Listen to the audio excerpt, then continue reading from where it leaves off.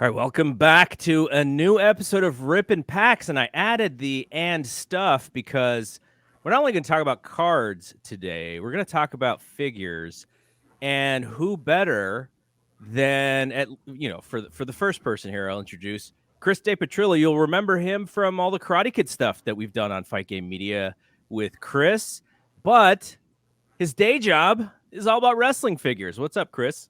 What's going on? You will have a lot to talk about pretty soon with that Cobra Kai trailer dropping last week. Oh, I know. I'm kind of like thinking we may need to do like a quickie episode just to kind of break down some of the things that have come out. I think we may have to do that sometime soon.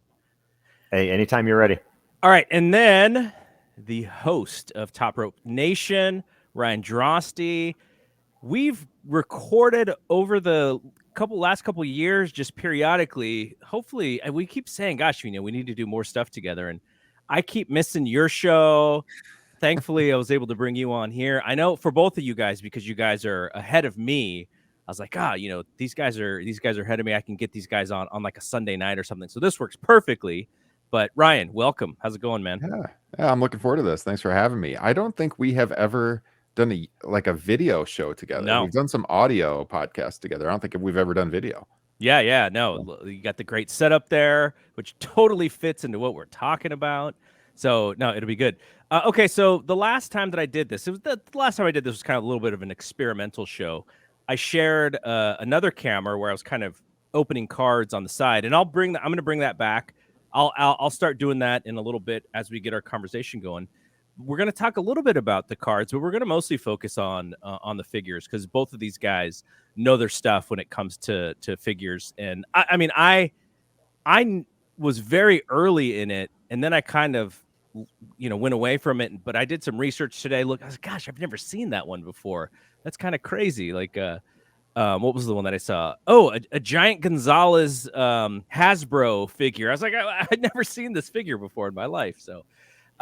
Before we do that, I know, Ryan, you bought a hobby box of the AEW cards, which I will open a few packs kind of as we're talking. And you actually pulled something that you were able to sell, right? Yes. It was a Kenny Omega autograph card. And I flipped it for around 300, I think. So you paid for the box and then more, right? Yeah. No, I couldn't believe it when I was going through because I had a lot of repeat cards. The cards are great. They look awesome. I was really pleased with them. And I have somewhere behind me here, I've got the box with everything else, but that was the big pull. And it was cool, but I'm not like a huge autograph guy. So it's like, if I can flip this, and I looked it up on eBay and saw what some were going for, I'm like, all right, I could maybe turn this money into some figures. So I'll do that.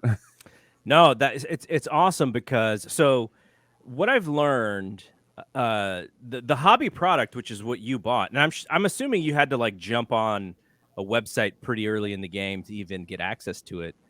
But like you can find the retail stuff out there. The retail stuff is just not as fun because the packs are different. They're more blaster box kind of packs, and the inserts and everything. The ratios aren't as good as a hobby box, which is why the AEW hobby boxes are going for like $300, and then you can buy a blaster box for $60 or whatever. So I just have a blaster. I'm actually not even going to open the whole thing. I'm only going to open a few packs. But have you checked out any of the Prisms, the WWE Prisms yet? I have not.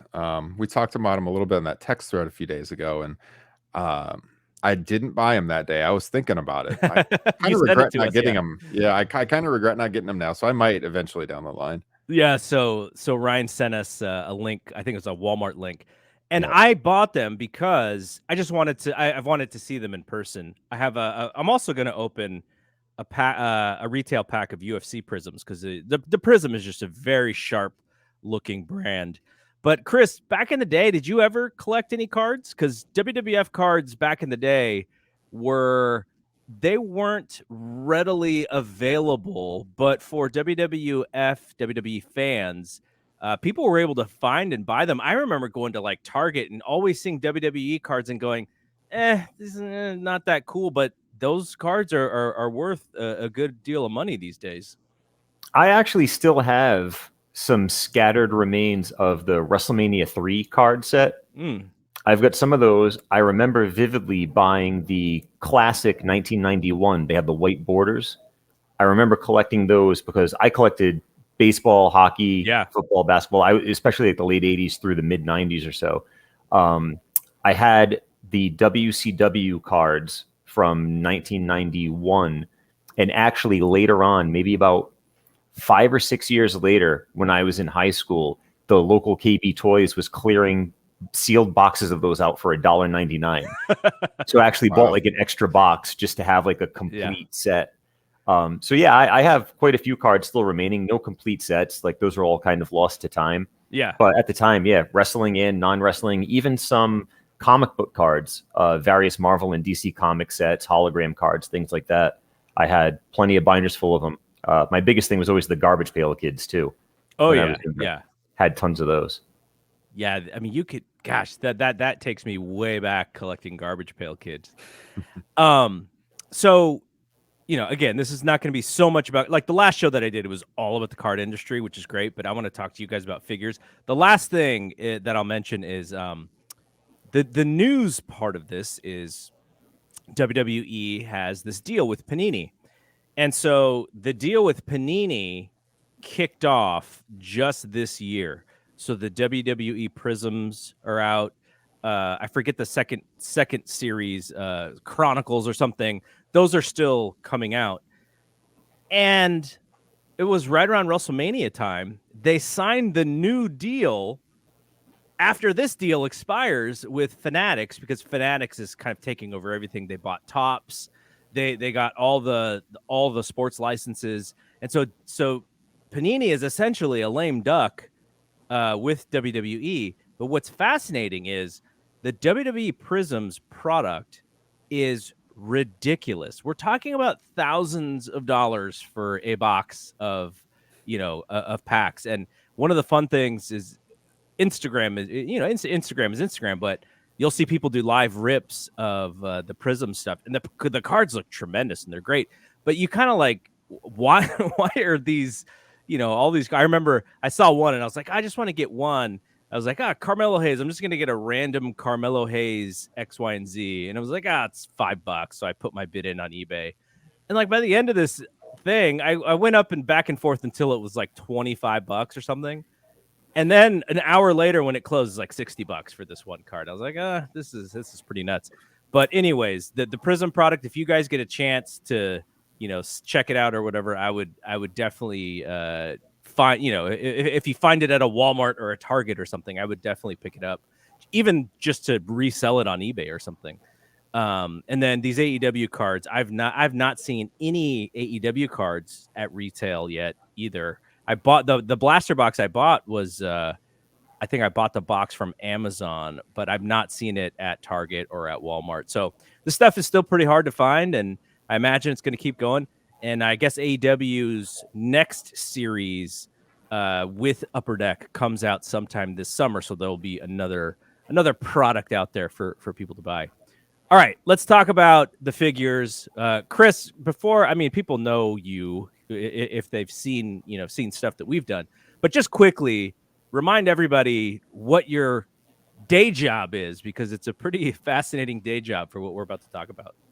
So for those who do not know, I am the Chief Marketing Officer for Figures Toy Company. I have worked for FTC since I was 19 years old, and I will be 42 this year. So we're going on 23 years. More than half of your life.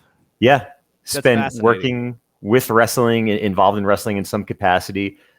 Before the full court press was done on the action figures, we did the replica title belts for WCW, ECW, and WWE.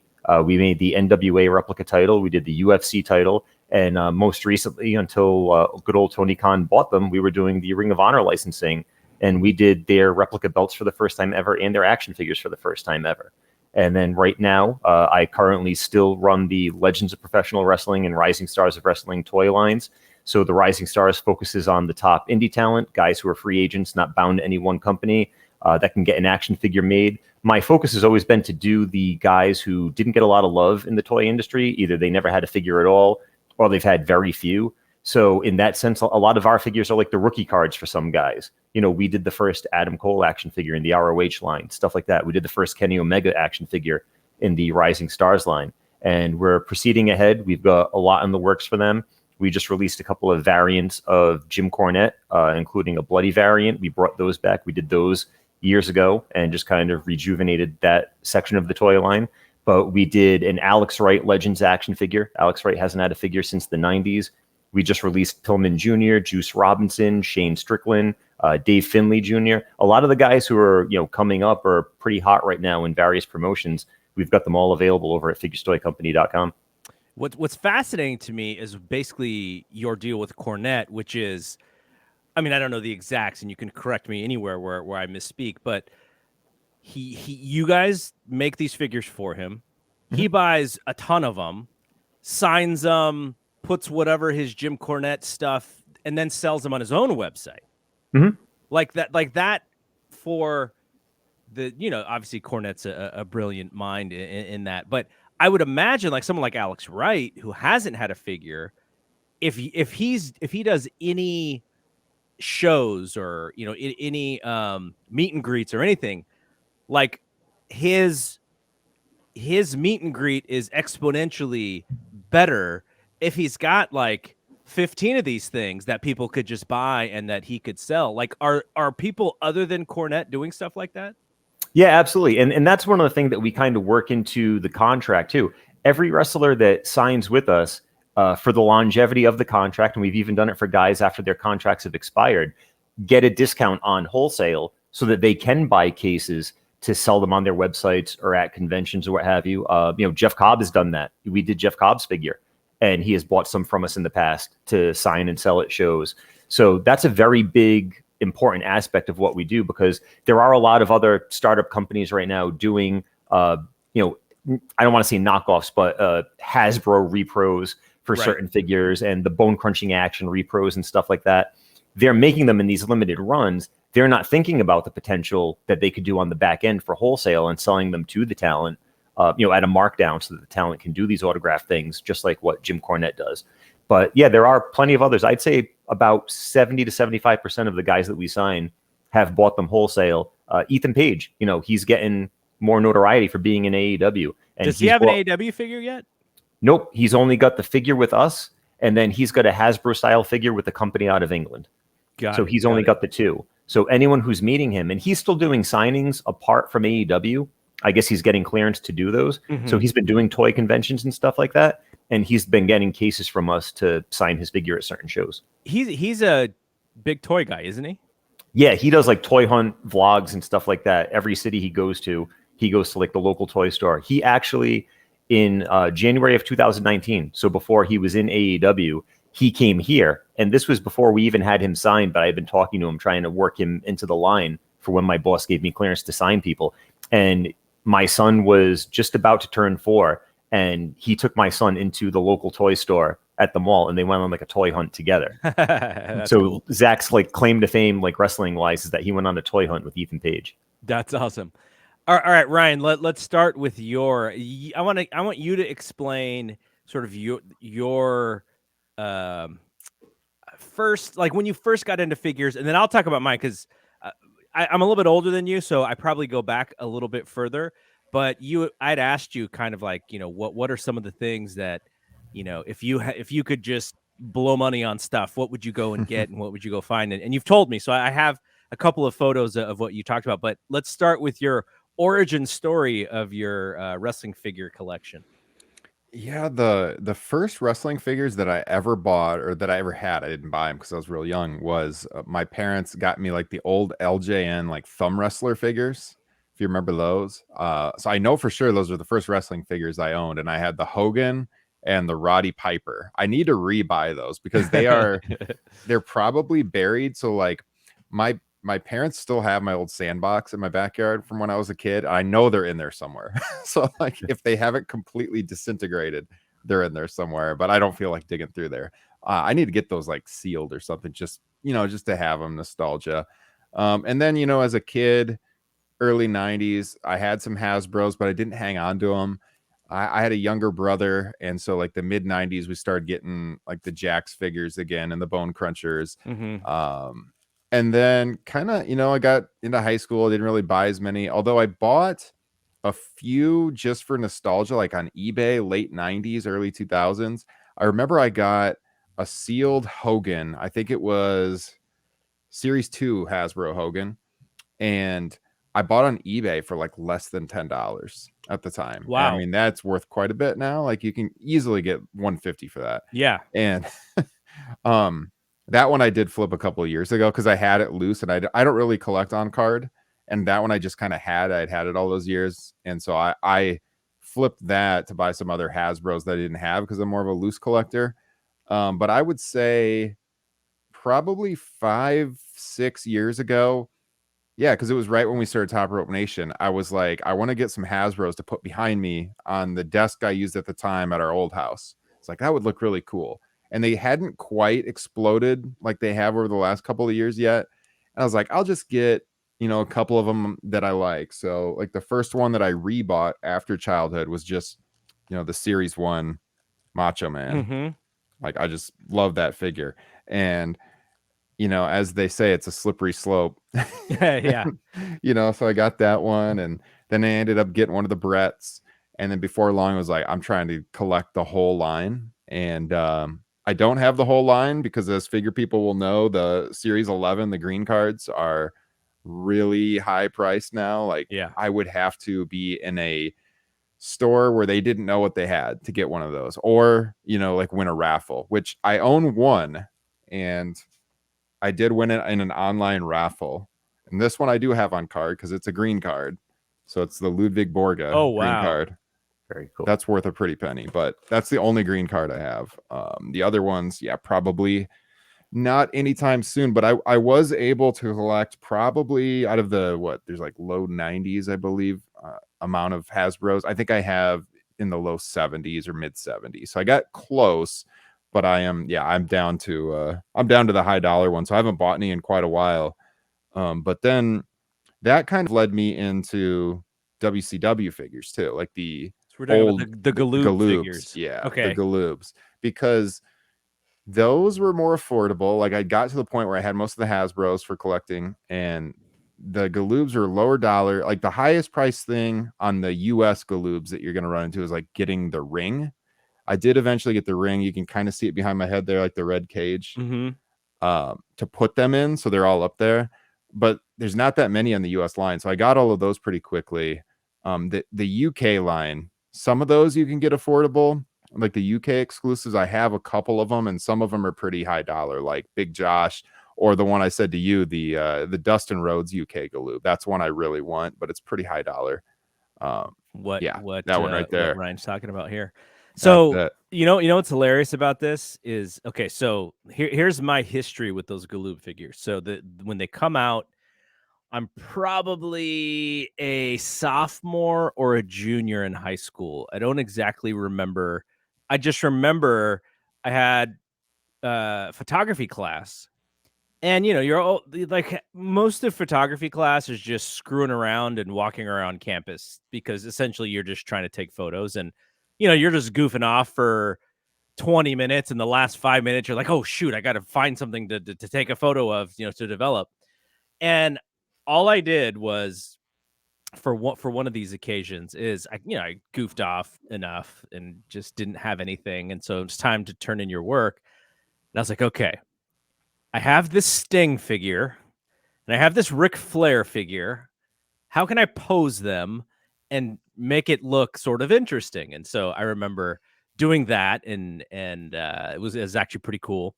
But I think I collected, gosh, I would have had 8 to 10 of the originals, because they, like you said, they were inexpensive to buy. I forget what they were. I can't imagine they were more than like $6 or $7. They were like $3.99. Okay, like so that's what it was. $3.99. Yeah, because I was able to get a bunch of them. I don't think I got the full series, because you're sort of at the mercy of what comes to your toy store or what comes to your thrifty, which is where I got a lot of my LJN WWF figures, by the way. I mean, the original ones. is like a thrifty store. Like for whatever reason, we had a good toy section in our thrifty store. But so so my buddy goes to the Philippines, and he comes back with an El Gigante figure. I was like, I ain't seen this before. Like, where did you get this? And he's like, well, I saw the Dustin Rhodes. And then there was the El Gigante figure. I think there's a big Josh figure. And there's a handful of ones that, like you said, were sort of the UK only release. I don't know how I guess they made it to the Philippines. Fabulous Freebirds were more of them. They did the Freebirds. Yeah. So that's pretty. It's pretty cool. And so from what I imagine, they just weren't giant sellers. And by the time they had that last series, they didn't even distribute them in the US, right?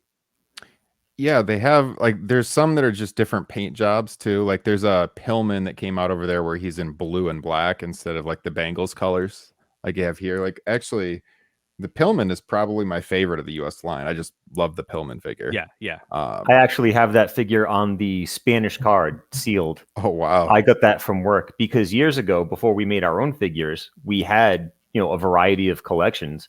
It was actually the green card Hasbro collection that landed me my job because my friend ordered the Yokozuna out of Pro Wrestling Illustrated magazine and realized that the warehouse for, my, Figures Toy Company was only 10 minutes from his house. So I drove him to pick it up. And that's how I got talking to my boss. And he realized, hey, this kid is really into wrestling. I could use him. Wow. We can go forward with him. But you would probably hate the fact, like, if you could ever build a time machine and we can go back, I'll show you. We had, when I say literally every single Hasbro figure in not Tupperware, but like the big plastic totes with stickers on them, so we knew to pull orders. The Ludwig Borga, Crush, even like the mail-aways, like the mail-away Hogan with the red muscle shirt and the red pants. They were all on the shelf there, like full access to everything. And it's like you said, like the market has blown up so much. To look back on it now, it was literally just like a trip to the warehouse any day. Like, oh yeah, I want that figure. And now it's like, if I still had them all, it's just insane. So what caused the market to go nuts? Boy, I think like Cardona's show for sure on YouTube with him and Brian Myers. I mean, that calls a lot of attention to this nostalgia because it was around the time they started doing that I started buying them, and they were still like rebuying them, I guess I should say, from after childhood, but they were still pretty affordable when I started. Like I know I got a lot of these for $15, less than that. And I mean, now even a lot of the most basic ones, you got to pay 30, 40 for at least. And then, I mean, the more rare ones, hundreds and hundreds of dollars. Like those green cards, even loose, you're going to pay like $300-400 for. It's crazy. And as a kid, I don't even remember seeing the green cards on the shelf. This is one of the reasons why they cost so much. It was the final series. I think a lot of them just never even hit a lot of stores. I definitely never saw them in my area. They were the lame duck of they'd already moved on that license. It's actually really and Hasbro was local here. Hasbro's based out of Rhode Island, and there wasn't a widespread push. But when they phased the line out, that's how my boss got his hand on them. Whatever they were closing out from the factory, because he picked up GI Joes and stuff like that from them too. But then I remember that KB Toy Store in like 95 and 96, after the line had been canceled, they were still selling Hasbro's from the previous years, 3 for $10. Wow. Yeah. Sometimes you'll see people like selling them on eBay, and they'll have that KB Toy sale sticker on it, and you see what they purchased them for back in the day, and you're spending hundreds of dollars on them now. It's crazy. So going back a little bit again for me, so I was doing just clicking around and looking at stuff before we chatted, because I was just kind of interested like what the market was now for certain stuff. And so I'm looking at some of the old figures, and this Bret Hart figure in the packaging goes for like $2,000 or something. Like what? Got his name spelled wrong. Yep. Oh yeah, with the 2 T's. Yeah. It's nuts. Like, I mean, obviously these figures are from like 85, 86. So in order to keep it in good condition like that for 35 years is tough. But yeah, like it's pretty fascinating to see some of these prices go up. You had mentioned the Hogan mail away. I think there's also a Bret Hart mail away version as well. Undertaker. Undertaker, right. So those were just because they don't have packaging, right? They just came in like little plastic baggies. Yep. Yeah, factory sealed bags. Wow. The Bret one is hard. So like people will claim it's the mail away, but unless you still have it in the bag, it's hard to prove on the Bret because it's one where he has like a purple heart on him. But some of those also came out like on the regular line too. So unless you actually have it in the plastic bag, it's hard to prove that it's the mail away one. But like the Hogan, like Chris said, it's like his WrestleMania 9 outfit, like the all red. And that one is quite expensive. Like that's on my grail list for sure, is the Hogan mail away. Interesting. So obviously there are other folks like you. You just mentioned the Cardona show. Do you think so? Let's kind of move on a little bit towards these AEW figures that are out there. Like, what is your thoughts on the distribution of these figures, B, the way that they look, and sort of the product in of itself, and then just I can tell you, for me, I see the same stupid ones every time I go, and nobody buys them. Like poor Santana and poor Ortiz, these poor guys. No one buys their figure. But I don't see some of the other ones that I'm interested in, which obviously says that, that the people are probably buying those. But overall, Chris, what do you think about the distribution of these figures so far? Because, what AEW was created on was sort of this platform of do it yourself. And, I think that a lot of this is kind of was done quickly, right? Like they really launched AEW, and it's like, oh, we got a figure line and we got a t-shirt line. Like everything was sort of done as they were doing it. So what are your thoughts on that, on those figures so far? In the beginning, the distribution was pretty scattershot. I mean, and through no fault of their own in some capacity, you do have to blame COVID for some of that.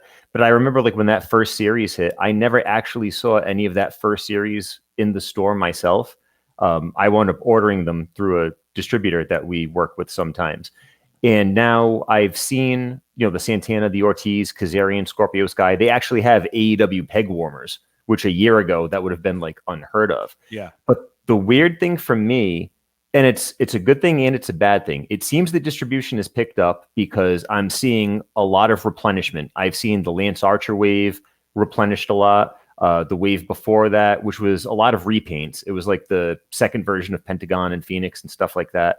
I've seen them at retail more often than not. But what I'm seeing now is replenishment of lines that had previously been cleared out. So there's a wave that has Miro, Britt Baker, the Dustin Rhodes in the blue. And a couple of months ago, that wave was getting cleared out for like $6 a pop at Walmart. I went to 2 different Walmarts over the weekend. Both of them had 2 cases full of that same wave, back to $22 a piece. So I don't know if these are just figures that are getting stuck, at customs and they're finally making it over, and the SKU is valid again at Walmart. So there are plenty of AEW figures to be had, but I think that what they're falling into right now is they're getting too many repaints done. We're seeing a lot of the same character. Like there are 2 different versions of Santana and Ortiz right now, and the first ones weren't selling all that well. So now you're kind of getting stuck with them. You've got double trouble on the pegs with those. MJF has been done several times. Dustin's been done a few times. Even Darby, awesome figure. Darby's one of the best figures they've done, but he's been made several times over. So I think character selection and the way that they're building these assortments and getting them out there has been their biggest downfall, because they have a lot to pick and choose from and they just haven't done it yet. Ryan, are you happy with these figures, the sort of being the, I guess, competing figures to WWE, pretty much having the whole thing, at least at retail stores, not like what Chris is doing? Yeah, no, I agree with Chris. I didn't see any of those first couple lines on the shelves at all. Like never. I went to the store a few times and I saw pegs labeled, but they were completely empty. I don't know if they ever showed up. I did get the ring really early on in a Walmart, but that was the only thing that I saw for months. When I first saw them was I went to Chicago for Revolution right before the pandemic, and they had like the big C2E2 there, and they had a lot of them on display, like the prototypes, and I was really, really impressed by them. Especially like Phoenix and Pentagon in particular really stood out. I had to get those when they came out. And then when they launched the line, I was going to be a completist and I was going to try to get every single one of them. And then after series 3, I jumped off. I was like, I can't spend this much money. Cause I mean, they're 25, 30 bucks. I mean, I was ordering them off the web. So about 30 bucks. So I could be guaranteed that I was going to get all of them, and then they started coming out pretty quickly and it got to be too expensive. So I do have the first 3 series, and I'll pick up one here or there that it's one I really like. But I agree, they've done, I mean, like the Bucks too. There've been a lot of Young Bucks figures. I think even just in the first 3 series there was 2 of them, because I have 2 versions of the Young Bucks. And yeah, I've seen a little too much repetition, but I like the figures overall. Yeah, there was the first wave, and then series 3 had the white, like the Elvis outfits. Yeah, which I like those ones a lot. Those are really cool. But yeah, after series 3, I had to jump off. So I'll pick them up here and there. And now I am seeing them in the store, like the ones you guys mentioned. For a long time, I saw Riho was always the one. There'd be like 4 or 5 Rihos on the peg, which is, I mean, one of the worst figures they've made. It does not really look like her at all. But yeah, that one was a peg warmer for sure. So, Chris, this is kind of an interesting question, and the reason I'm bringing it up is because I've seen what some of these card companies have done to make the chase even more so for some of this stuff. And interestingly enough, the video game, both NBA 2K and MLB The Show, they have their own sort of collectability thing involved, and every time you get something, you sort of unlock something new, and then you got to chase all of these things.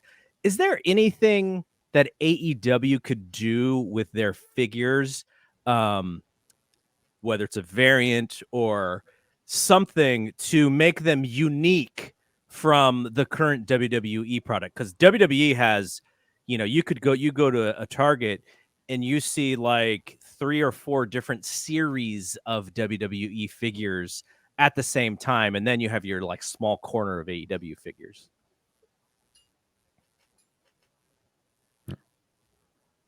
I think Chris's video might be a little bit behind here. Maybe refresh Chris, and we'll come back to you.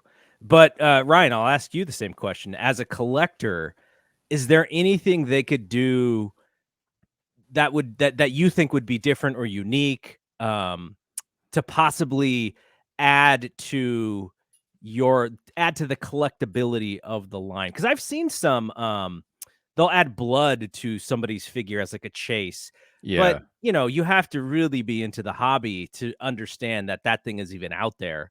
But I'm just trying to think of things that they could do to compete with the WWE lines. Yeah, maybe. I mean, I'm looking at your cards you got right there, and it looks like you pulled the Young Bucks. Yeah, part of their outfit or something there. It's some sort of gear embedded in the card. I looked it up. It's about like $25 to $30. Oh, okay. Yeah. I mean, like something like that though, like maybe part of the gear that the figure is wearing, would be cool. They couldn't do a lot of them. I mean, I don't know. Maybe you could get a few hundred out of those. Yeah. They got the right idea with the chase figures, but you're right. Unless you're a hardcore fan, you're not going to really know that exists. Like I always look for them when I'm at the store to see if any of the chase are there, but most people aren't going to know that. So yeah, for your general audience to make them appeal, some kind of artifact for sure, I think is something that they could do. Once they have the video game out, like, I mean, some kind of coordination with the video game and maybe unlock bonus material in there would be something that they could try. But outside of that, I'm not really sure. And when Chris reconnects, this is probably more of an answer for him, but I wonder, what I wonder is, I guess I don't actually, Chris is back. Let's pull him up. Chris, so I was asking Ryan if there's anything that the AEW series could do to kind of make it a little bit different or intriguing from the WWE stuff. And he suggested, doing a little bit more with chase figures, like maybe one of the figures actually has a piece of material from the Young Bucks' pants or something. Like, are there things that you would attempt to do if you were actually in charge of that line to make it unique from the WWE stuff? I think that's a great idea because you haven't really seen anything done like that. You know, they do the chase figures or the variants, like the different paint jobs and stuff like that, which is pretty simplistic. It's easy for them to do, but WWE also does the same thing. I mean, pretty much any toy line will do that. So to give fans something additional to clamor for, whether it's like an autographed card or a piece of the ring mat from a match or something like that, I think kind of going that route. I know that AEW right now is including variant editions of the Upper Deck cards in certain toy lines, and I think that will get attention from the card collectors onto the figures. So I think that was a smart move. But yeah, I mean, that would be perfect to do, something that would be like, like a prize inside of a box of cards, some type of thing like that, a ring worn outfit or something like that. That I can't recall WWE doing anything like that. So they would definitely get the jump on them if they go that route. Now, when it comes to licensing, WWE has such a vast roster of not only their current guys, but the historical guys. Like, they're still making figures for Cowboy Bob Orton, right? Who hasn't wrestled, regularly for WWE in 30 years or whatever. But like when those guys, when their licenses run out with those lines, could the company that AEW works with, could they swoop in and grab some of those guys, even if they're not technically AEW IP? They could, because, so that's what we do. We grab the guys that don't have any type of Legends deal or anything like that. AEW is doing an Owen Hart figure. They announced that when they made the deal with Martha Hart to do, the Owen Hart Cup and everything like that. So, but what you run into are the trademarks. Like, does WWE own the IP on the ring name? How can you market them? Do they own the IP on the costuming? Like, what can they do? Like, they couldn't do a Dustin Rhodes chase in Goldust attire. Right. They couldn't get away with that. And what it's about the natural? Could they do the natural though? Because that's WCW. Absolutely. Oh, okay. Yeah, because they're doing Jericho as Lionheart. Right. They're going to do like a Legends Jericho as Lionheart with the longer hair. But that's why when we did a Just Incredible Legends figure, we had to call him PJ Polacco. And it was because the Just Incredible trademark was owned by somebody else. So it looks like him, who it is, but we couldn't market him as Just Incredible. Interesting. So then AEW would run into that. This stuff is fascinating to me.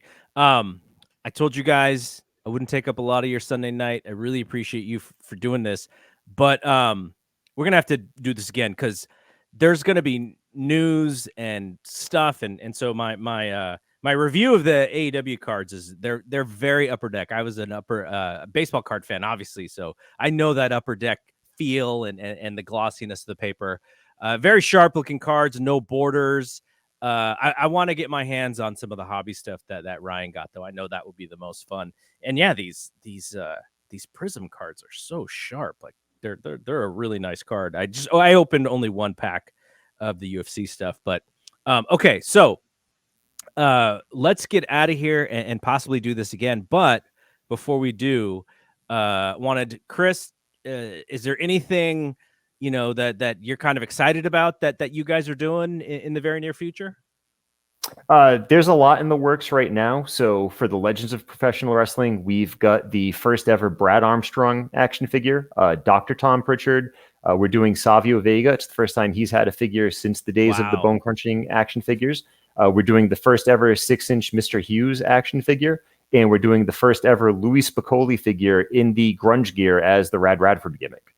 Wow. So we've got all of those getting added to the Legends line, in addition to some stuff we're working on with Jim Cornette that he's going to announce for us in the near future. So a lot coming down the pike for the Legends. And then as that stuff trickles out, we're going to start taking a look at some of the more current stars and start adding to the roster of the rising stars. That's fascinating. So it's somebody from Louis Spicolli's family who's like, yes, we would love to do some of this stuff. So you're working with somebody from his family, I'm assuming, right? Yeah. So his sister, is in control of his estate. Brad Armstrong's wife signed off on doing him, And I actually was not aware of this, but Brad Armstrong and Dr. Tom Pritchard were best friends in real life. So Dr. Tom actually went to bat for us and talked to her and said, hey, I'm working with these guys. I know some of the guys that have worked with them.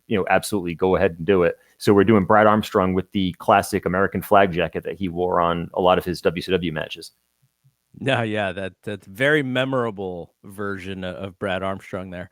Yep. Okay, so Ryan, what do you guys have on tap with Top Rope Nation and your Twitter and your Facebook and all that stuff? Well, we're doing one of our monthly classic shows this week, which is our Patreon bonus. We're looking back at Judgment Day 2000, recording that on Tuesday night. We do that once a month. Really enjoy that. We think it's definitely the best work that we do. Those are Patreon exclusives, but then we always got the regular show dropping every week as well, usually on Friday mornings. So we'll have a lot of Double or Nothing content going up. We'll have a preview next week. We'll be doing a review show out in Las Vegas. Running into you, Garrett, in Vegas. Yes. Looking forward to seeing you out there. We saw each other in Chicago, but it was kind of brief. So hopefully we'll get to sit down and maybe enjoy some Terramana together. Or something. Yes. We definitely got to get a drink. Chris, you're not coming to Vegas, are you? Unfortunately, no. I wouldn't be able to swing it this time, but I'll make it to an event soon. It's just hard with the little guy being older and involved in so much with school. Totally. I've definitely been, but Ryan just had another one. So he just wants to make it harder on himself for the next a whole litter here. No, 15 years to do stuff. But no, congratulations to you and your wife on the, I love seeing the pictures and all that stuff of you guys. All right, so check out Top Rope Nation and the Patreon. Anywhere where you can where you listen to podcasts, you can just search them up, Top Rope Nation. They do a really cool video show. I am always impressed about how sharp that video show looks. And yeah, so we'll hear more from Ryan soon. And Ryan was just on Wrestling Observer Live, which probably aired, I don't know, 2 hours ago since we started recording this. So Wrestling Observer Live with Andrew Zarian on the weekend. So all right, thank you guys for coming on. This is fun. I love talking about this stuff. So for Chris, for Ryan, I am Double G. We'll see you when we see you. Peace out.